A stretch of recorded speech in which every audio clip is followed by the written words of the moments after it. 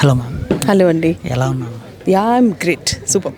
Okay ma'am. పౌరుషంలో ఎలా ఉండబోతుంది ఫస్ట్ ఆఫ్ ఆల్ మూవీ ఎలా ఉంది? About the movie, it is a family entertainer, family drama ఇది. చాలా బాగుంటుంది, మంచి కాన్సెప్ట్.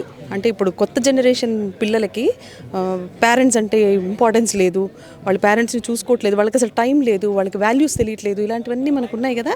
సో ఆ జనరేషన్ పిల్లలు పేరెంట్ని ఎంత బాగా చూసుకుంటున్నారు, వాళ్ళు కూడా తప్పు చేస్తే వీళ్ళు ఎలా సరిదిద్దుతున్నారు అనేది main concept. It is completely A family drama. ఇప్పుడున్న జనరేషన్కి ఇలాంటి అలవాట్లు ఎక్కువైపోయాయి, పౌరుషాలు ఎక్కువైపోయి అంటారు.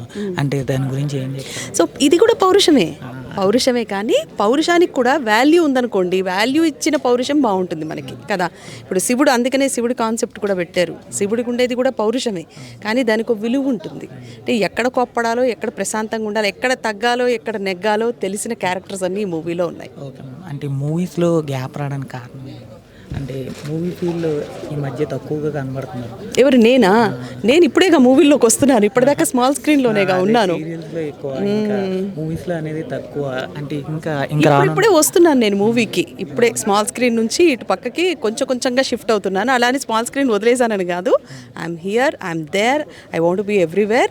సో మూవీ అనేది బిగ్ స్క్రీన్ కదా, I want show my talent. అంటే నా యాక్టింగ్ కెపాసిటీ ఎలా ఉంటుంది ఏంటి అనేది బిగ్ స్క్రీన్ మీద నేను చూసుకోవాలి, నన్ను నేను చూపించాలనే అభిప్రాయంతో బిగ్ స్క్రీన్ మీద అడుగుపెట్టాను. ఈ క్యారెక్టర్ చాలా బాగుంటుందండి. ఈ క్యారెక్టర్ని హిట్ చేస్తారని కూడా కోరుకుంటున్నాను. స్మాల్ స్క్రీన్కి బిగ్ స్క్రీన్కి తేడా ఏంటి అంటే? ఏముండదండి, స్క్రీన్ సైజ్ తప్ప. అంటే అందులో ఎక్స్ప్రెషన్స్ అవ్వచ్చు, ఇందులో ఎక్స్ప్రెషన్స్ అవ్వచ్చు, అలా ఏం లేదండి. Everything is the same. The struggle, the work we do, everything is the same. But only thing is big screen అనేసరికి మనకి 3 గంటల్లో సినిమా అయిపోతుంది.